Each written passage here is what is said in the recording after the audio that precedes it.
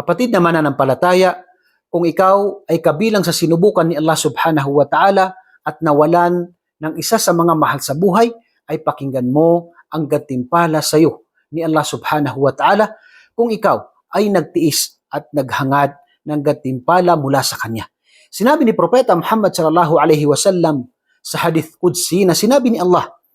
"Ma li'abdil mu'mini indi jazaa'un idza qabattu safiyahu min ahli dunya thumma ihtasabahu illa al-jannah."